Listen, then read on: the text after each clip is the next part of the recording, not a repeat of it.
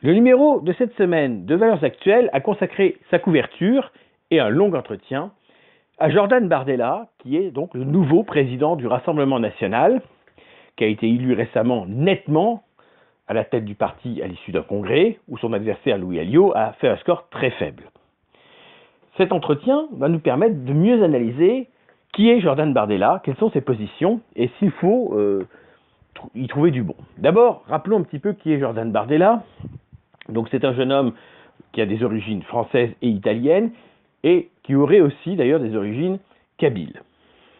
C'est quelqu'un qui a grandi et qui a vécu en Seine-Saint-Denis. Il a été militant du Rassemblement national dans la fédération de la Seine-Saint-Denis et a rapidement monté les échelons. Aujourd'hui, il fait partie du sérail du Rassemblement national et même de la famille, indirectement, des Le Pen, car c'est quasiment une sorte de sésame imposé. Bardella a eu toute la confiance de Marine Le Pen, il gère le groupe RN au Parlement européen, et donc est désormais, après avoir été temporairement président par intérim, le président officiel du Rassemblement national, même si on sait tous que c'est Marine Le Pen qui continue de commander et qui anime l'opposition du RN au Parlement.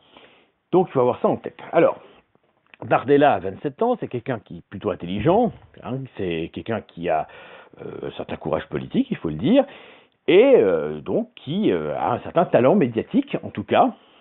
Maintenant, comme vous le savez, la rhétorique pure ne m'intéresse pas, ce qui compte, ce sont les idées qu'on défend dans cette rhétorique. Et il y a beaucoup de choses à dire de cet entretien révélateur de Jordan Bardella.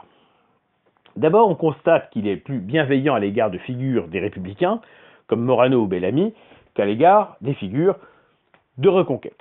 Et on verra à plusieurs reprises le jugement très sévère qu'il porte sur la candidature d'Éric Zemmour et le parti qu'il anime. C'est intéressant de voir que là-dessus, il y a la continuité de Marine Le Pen et des options que cette dernière a mises en avant.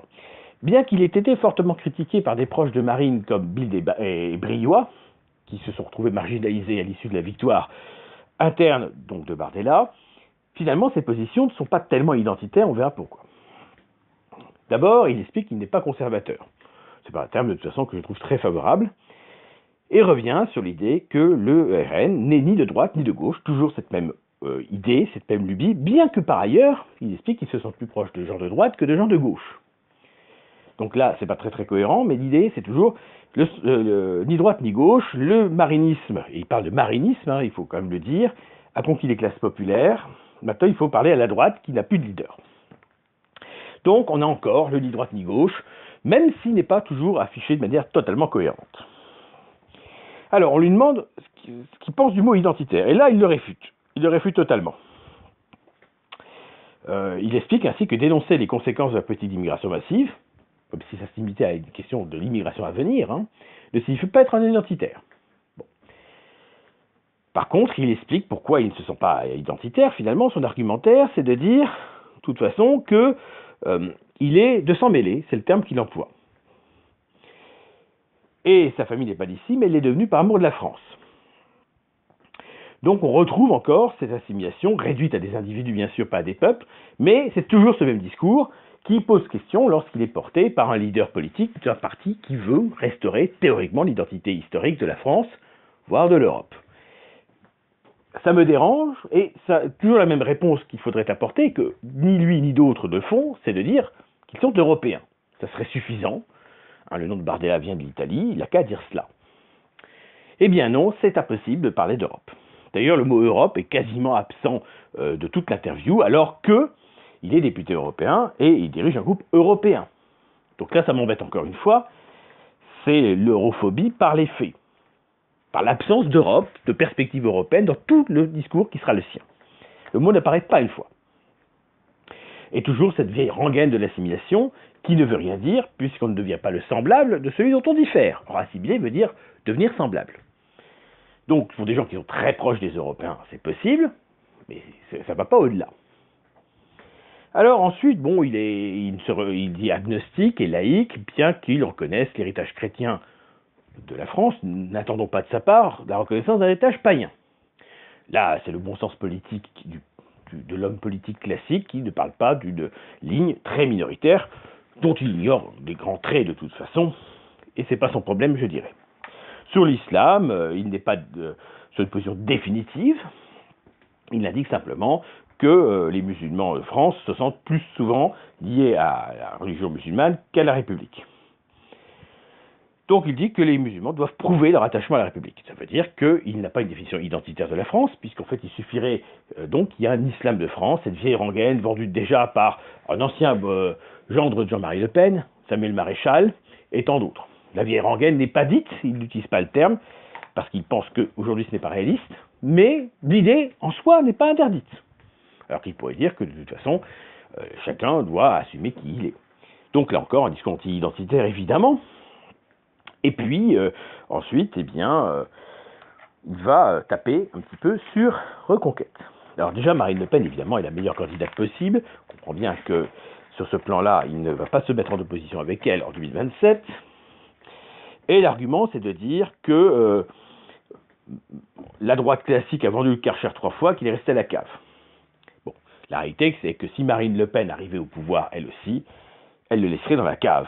Mais comme elle n'est pas arrivée au pouvoir, on peut toujours faire croire aux gens que ça serait différent. Nous savons très bien qu'il n'y a pas à attendre quoi que ce soit de Marine Le Pen sur ce plan. Elle l'a déjà prouvé à de nombreuses reprises qu'elle était dans la logique du grand renoncement, c'est-à-dire de l'abandon de toutes les thématiques pour lesquelles les gens votent pour son parti, considérant que même si elle ne les met plus en avant, les électeurs continueront d'être confisqués à la classe politique en tout entière et rester dans son ornière. En termes clairs, Marine Le Pen pense que l'électeur croit qu'elle est anti-immigration, et même si elle dit le contraire, de toute façon il ne le saura pas et continuera de voter pour elle. C'est un mépris de l'électeur évident, mais ce n'est pas une surprise pour ceux qui connaissent la boutique. Alors, continuons un petit peu. Bon, il dit des choses bienveillantes vis-à-vis de Morano Bellamy en disant qu'une candidature européenne de ces années ne servirait à rien et donc à rejoindre le RN. Bon, classique, c'est la politique politicienne, il n'y a pas de surprise, il n'y a pas à contester grand-chose. Alors, le ni droite ni gauche donc, mais nuancé. Et puis, alors, il attaque Zemmour déjà. Il commence à dire que Zemmour voulait faire un trait d'union entre LR et le RN, c'est raté, et qu'il est prisonnier de ses outrances caricaturales et de son caractère monothématique. En termes clairs, il parle trop d'immigration. Par ailleurs, il a pris le risque de faire qualifier Jean-Luc Mélenchon. Donc ça, c'est un argument politique qui ne tient pas du tout. On se présente parce qu'on a des idées qu'on estime non représentées. Il n'y a pas à tenir compte du fait que d'autres candidats existent. Après, si Zemmour avait été au second tour à la place de Marine Le Pen, personne n'aurait dit qu'il avait fait élire Mélenchon. De toute façon, vu le résultat à l'arrivée, Marine Le Pen étant battue, qu'est-ce que ça peut faire?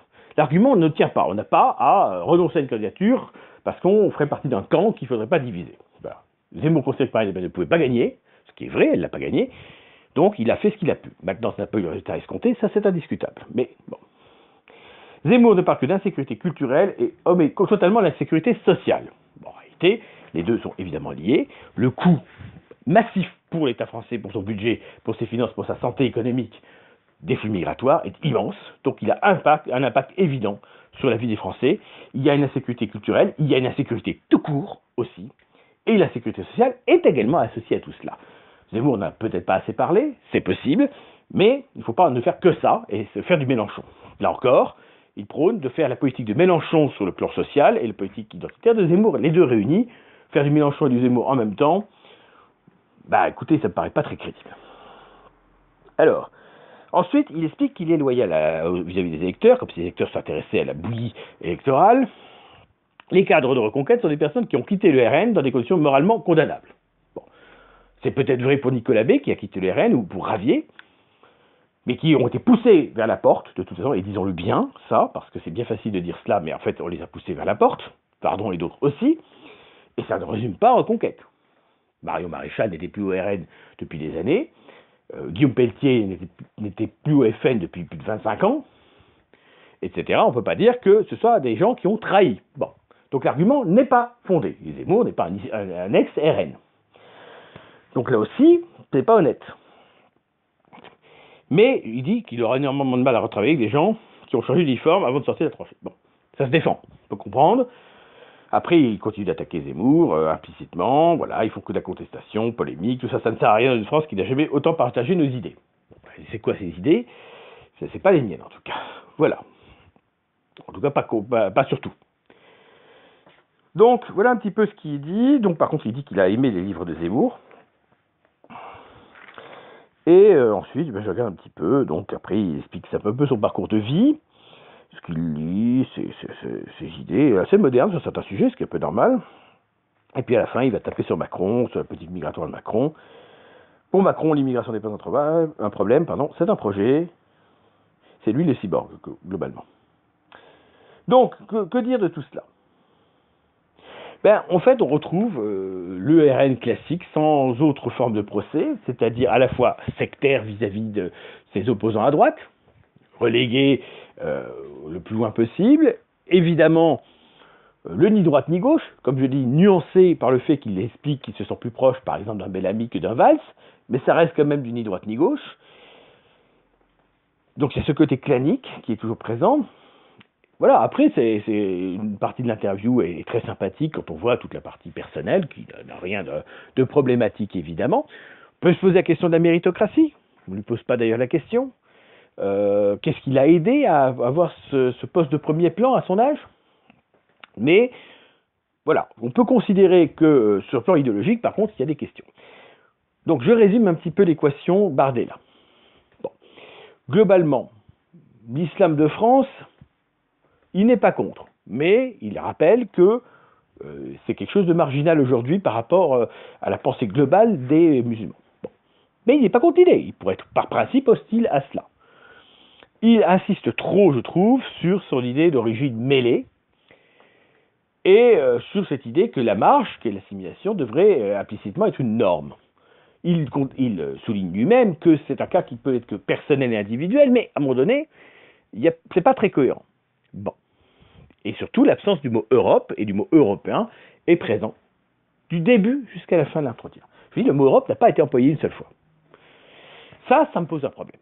On a déjà dit, et moi le premier, que Zemmour avait eu tort de ne pas assez insister sur la dimension européenne du combat identitaire, et on voit avec Bardella que l'Europe n'existe pas. Ça me pose un vrai problème. Et ça, c'est révélateur. Et ça explique pourquoi, d'ailleurs, il y a cette permissivité vis-à-vis d'une sorte de multiculturalité à la française. Parce qu'il y a ce refus d'une dimension européenne du combat. Donc, il dénonce l'immigration massive, mais pas l'immigration en tant que telle, ne dit rien sur celle qui a déjà eu lieu, propose rien par rapport à cela, se réfère à De Gaulle qui n'a rien changé à l'histoire, disons-le clairement, et surtout sur cette question identitaire. Tout cela est banal. Ce n'est pas intéressant et ce n'est pas là qu'on va pouvoir montrer une alternative réelle autre que faire à la place des autres ce que les autres font. Parce que finalement, que veut le RN aujourd'hui? Il veut être calife à la place du calife, Marine à la place de Macron, pour mener globalement, il y a quelques détails près, la même politique. Et surtout pour ne jamais remettre en question la politique passée. Parce que la situation de la France aujourd'hui est simple. Bien sûr qu'il y a la question des flux migratoires présents et à venir, mais la question de l'indigestion de l'Europe occidentale vis-à-vis des flux passés. Or, cette question essentielle, bien entendu, la droite nationale, en particulier en France, ne la traite jamais. Ça veut dire qu'elle assume ces flux passés. Ça veut dire qu'elle assume le fait que la France, aujourd'hui, n'est plus une nation strictement européenne, et elle n'envisage pas de tenter quoi que ce soit pour restaurer la situation antérieure. Elle fait avec, c'est-à-dire qu'elle accepte. Comme Sarkozy avait dit à Madame Chameau, mais que voulez-vous que je fasse? Concrètement, la droite nationale, que ce soit en France ou dans le reste de l'Europe, ne fera rien pour redonner à l'Europe sa vraie dimension et sa vraie identité. Arrêter les flux à venir, illusoire à mon avis, mais à la rigueur, passons. Ça part au moins d'une bonne intention. Mais, en réalité, il est trop tard pour une politique qui se limiterait au futur. Il faut une politique de restauration identitaire et pas une politique simplement identitaire. Et cette notion de restauration est essentielle. Or, elle est totalement absente, bien sûr, du discours de Jordan Bardella, mais aussi du discours de Giorgia Meloni et des autres. Il manque aussi la dimension géopolitique, totalement absente. L'importance de l'Europe n'existe pas auprès de ces gens-là, alors qu'ils bénéficient du Parlement européen, et c'est grâce au Parlement européen, là encore, que le FN d'abord émergé en 84, c'est grâce au Parlement européen que Bardella a pu s'imposer aussi et donner toute sa mesure. Il est assez bon quand il parle au Parlement européen. Alors, le mot Europe devrait apparaître. Eh bien, il est totalement absent.